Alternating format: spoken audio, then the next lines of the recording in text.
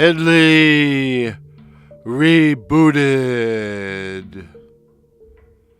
When I was a kid, I was told never to be out on the North Service Road at midnight on Saturday night.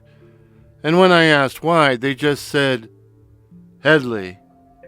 And when I asked them who Headley was, they told me to shut up and mind my own business. Mouthy little kid, just shut up.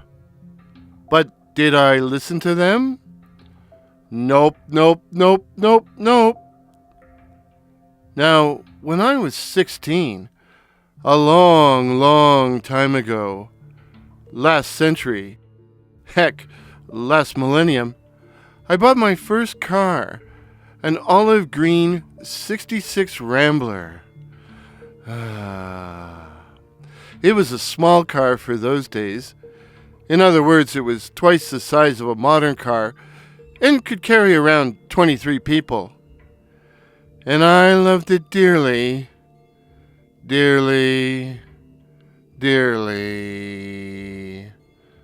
But I spent all my money on the car. Spent all my money buying the car and didn't have any left over for fuel. So I was always running out of gas. And that's what happened that Saturday night. I'd been cruising around alone, trying to connect with my friends, and not finding them. I finally decided they must be at the McDonald's down on Lakeshore, and as I didn't have enough fuel to get me there, I headed for the nearest gas station, the Esso on the North Service Road. I didn't make it. The Rambler came to a gentle but abrupt stop about a mile from the Esso station. Well, there was nothing for it but to pull the old gas can out of the trunk and hoof it. It wouldn't be the first time. So I set out down the North Service Road, but I hadn't gone very far when I noticed something weird. There wasn't any sound. Now, the North Service Road runs, north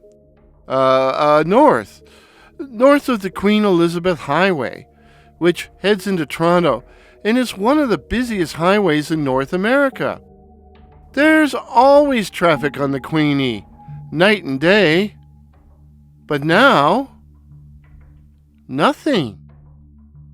Well, not exactly nothing. The odd vehicle would float by, but they all seemed to be black and didn't make much noise, or any noise, as they bobbled along. Weird. Still, I had gas to get, noise or no, so I headed on down the service road. The only sound the slap of my sneakers on the asphalt. Until, off in the distance, I heard the revving of a motorcycle. I looked at the luminous hands of my watch. Midnight on Saturday night. Midnight on Saturday night? Headley? No, it couldn't be. Now, Headley had been a real guy, a mean, ugly dude with a Fu Manchu mustache and a German army helmet. He was cruel and obnoxious, guilty of harassing women and beating up weaker guys, and was both feared and hated. His mere presence could empty a crowded bar. Well, every Saturday night at midnight, he would race his Harley-Davidson chopper, complete with red headlight, up and down the North Service Road at speeds in excess of 100 miles per hour.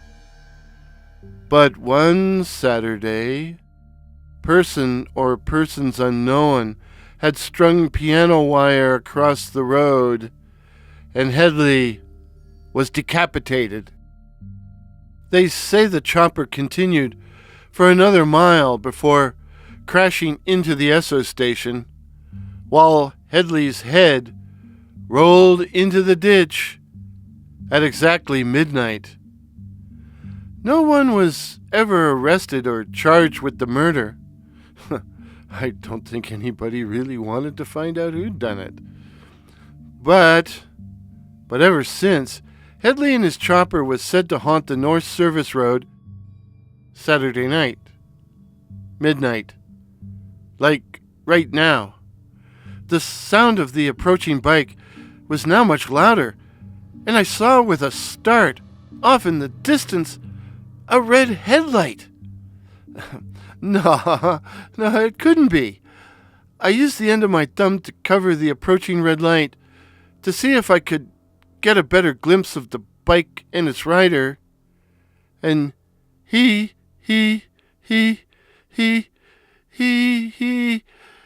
was headless. Headley! I threw my gas can into the ditch and started running, but I hadn't gone very far when I realized how stupid I was acting. Here was a chopper bearing down on me, and I was running in a straight line down the middle of the road, when there were empty fields to the north of me, empty fields where I would be out of the way. All I had to do was hop the barbed wire fence, but I hit a snag.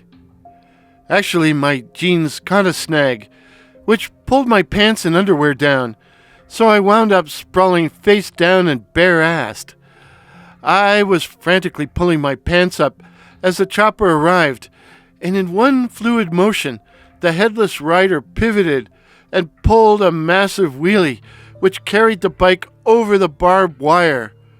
I saw his front wheel coming down on me, down to crush me.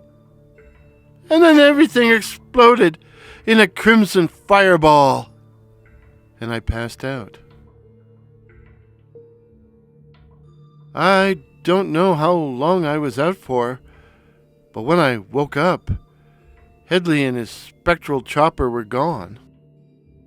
Had it just been a dream? A hallucination? Had I simply freaked myself up? I readjusted my wardrobe, got over the barbed wire without a snag, walked back and got my gas can, and began the long trudge to the gas station. But the highway was still strangely deserted, and everything was eerily silent, the only sound being the slap of my sneakers on the asphalt. Until